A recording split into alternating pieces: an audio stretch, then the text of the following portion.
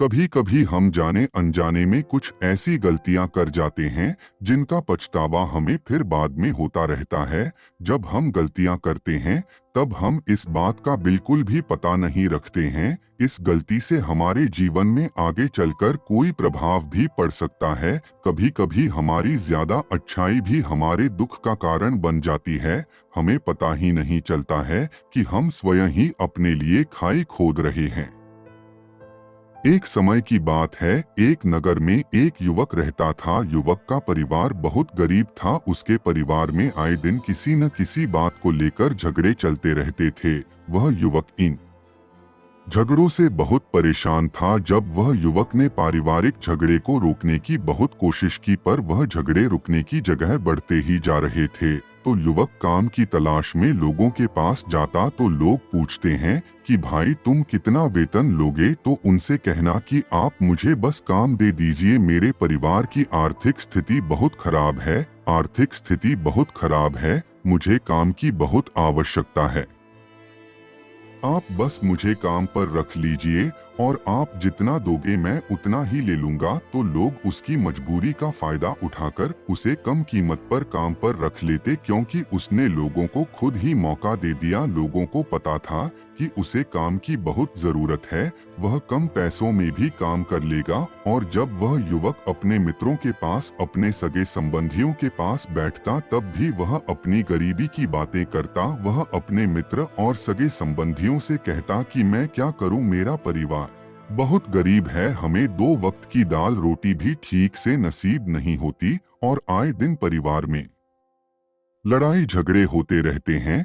मुझे तो कुछ भी समझ में नहीं आता कि मैं करूं क्या। उसके मित्र और सगे संबंधी भी उस समय उसकी बात सुन लेते और उसके बाद में वह सभी उसका मजाक बनाते हैं और कहते यह गरीब तो गरीब का गरीब ही रहेगा, इसका कुछ भी नहीं हो सकता और इनके परिवार में भी प्यार नहीं है।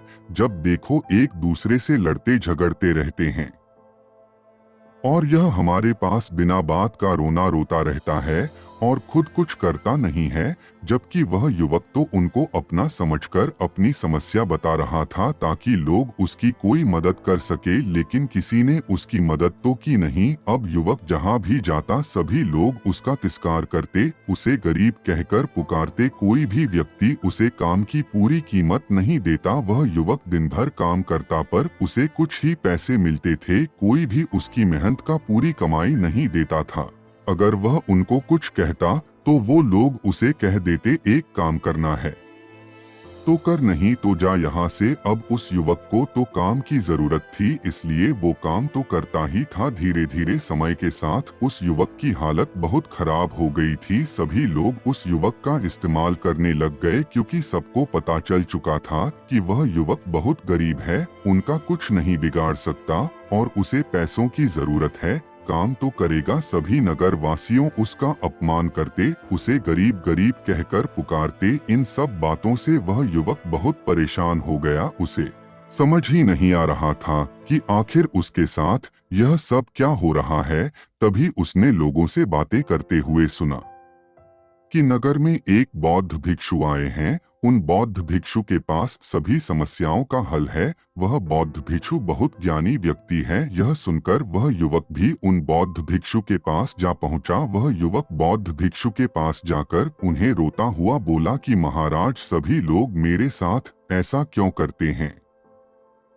तभी उस युवक की बात सुनकर बौद्ध भिक्षु ने पूछा कि क्या हुआ बालक। तभी वह युवक जोर जोर से रोने लगता है और रोते रोते अपनी सारी बात बौद्ध भिक्षु को बताता है और उनसे कहता है कि महाराज, सभी लोग मुझे गरीब गरीब कहकर पुकारते हैं, मेरा मजाक बनाते हैं और कोई भी मनुष्य मुझे अपनी मेहनत की पूरी कमाई नहीं देता है। मैं उनके खेतों में पूरे दिन काम करता हूँ और वह मुझे बहुत कम पैसे देते हैं। मेरे दोस्त और मेरे मित्र भी सारे मेरा मजाक बनाते है। वह बौद्ध भिक्षु उस युवक की सारी बातें बड़े ध्यान से सुनते हैं और उससे पूछते हैं कि सभी नगर वासियों को इस बात का कैसे पता चला कि तुम बहुत गरीब हो और लोग तुम्हें पूरे दिन काम करने के बाद भी इतना कम वेतन क्यों देते हैं। बौद्ध भिक्षु की बात सुनकर युवक बोला कि दरअसल महाराज, मैंने ही नगर वासियों से हमदर्दी पाने के लिए उनसे कहा था कि मैं बहुत गरीब हूँ, मुझे आप काम पर रख लीजिए, जो आप दोगे मैं ले लूंगा। यह सुनकर वह बौद्ध भिक्षु बोले, इसमें लोगों की क्या गलती है? अगर नगरवासी तुम्हारा मजाक बनाते हैं, तुम्हें कम वेतन देते हैं, तो इसमें तुम्हारी गलती है। तुम ही ने उन लोगों को बढ़ावा दिया है।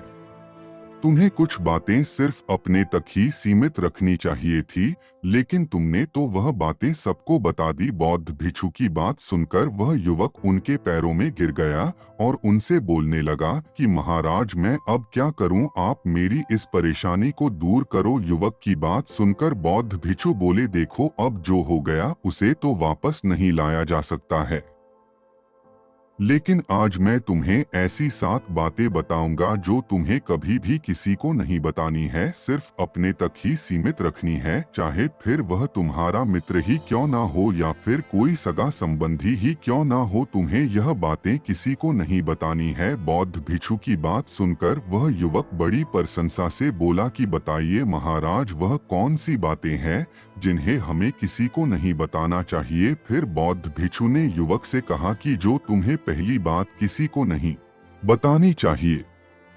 नंबर 1, अपने जीवन का लक्ष्य।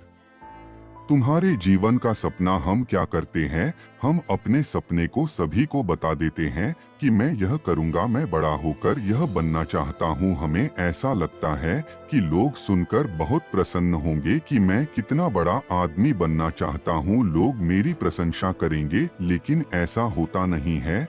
जब हम अपने सपने को लोगों को बता देते हैं तो हमारे मन में संतुष्टि का भाव जाता है, हम मन ही मन बहुत खुश होते हैं, जिससे हम अपने सपने के प्रति वो जुनून नहीं रख पाते हैं जो हमारे पहले था। जब हम अपने सपने लोगों को बता देते हैं तो उनकी उम्मीदें हमसे बढ़ जाती है, वह हमारे ऊपर और भी ज्यादा ध्यान देने लगते हैं, जिससे कभी कभी हम तनाव में भी आ जाते हैं और फिर यही तनाव हमारे जीवन में असंतुलन पैदा करता है और फिर हम अपने सपने से, अपने लक्ष्य से भटक जाते हैं। जब हम अपने सपने किसी को बताते हैं तो आपको कुछ लोग तो प्रेरणा देंगे, जिससे आपको आगे बढ़ने में हिम्मत मिलेगी, लेकिन बहुत से लोग ऐसे हैं जो आपको प्रेरणाहीन करेंगे, आपको डिमोटिवेट करेंगे, जिससे आप आपके लक्ष्य से भटक सकते हो। इसीलिए जो भी आपका सपना है उसे पूरा करो, उसके बाद ही लोगों को बताओ। अगर पहले बता दोगे तो लोग रुकावटें पैदा कर देंगे और सपने को अगर चुपचाप तुमने पूरा किया तो लोगों को स्वतः ही पता चल जाएगा कि तुमने कौन सा सपना हासिल किया है। इसीलिए कभी भी किसी को अपना सपना मत बताओ, अपना लक्ष्य मत बताओ। फिर बौद्ध भिक्षु ने युवक से कहा कि दूसरी बात जो तुमने किसी को नहीं बतानी है। नंबर 2, हमारी समस्याएं, हमारी परेशानियां। हम क्या करते हैं, जैसे हमें कोई समस्या होती है, कोई परेशानी आती है, तो हम तुरंत लोगों के पास उसके समाधान के लिए पहुंच जाते हैं, उन्हें अपना दुखड़ा सुनाने लगते हैं।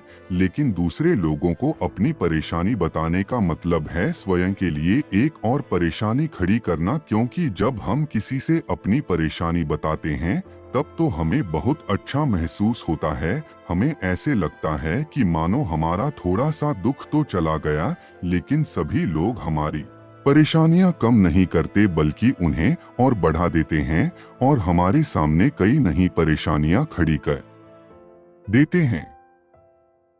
हम जितने लोगों के साथ अपनी समस्याएं बताते हैं उनमें से 70% लोग तो ऐसे होते हैं जिनको हमारी परेशानियों से कोई फर्क नहीं पड़ता, बल्कि वह तो हमारा मजाक बनाते हैं, और 20% लोगों को यह जानकर खुशी होती है और 10% ऐसे लोग ही होते हैं कि जिनको थोड़ा बहुत फर्क पड़ सकता है कि हम कितने परेशान हैं, लेकिन फर्क पड़ने का मतलब यह नहीं है कि वह तुम्हारा साथ दे ही देंगे। जब लोग हमारी परेशानियां, हमारी समस्याओं का मजाक बनाते हैं तो हमें बहुत बड़ा दुख होता है। इसीलिए हमें कभी भी अपनी परेशानियां किसी को नहीं बतानी चाहिए, स्वयं कि उनका हल खोजना चाहिए, क्योंकि हमें हमसे बेहतर कोई नहीं जानता और हम खुद ही बिना किसी की मदद से हर परेशानी से बाहर निकल सकते हैं।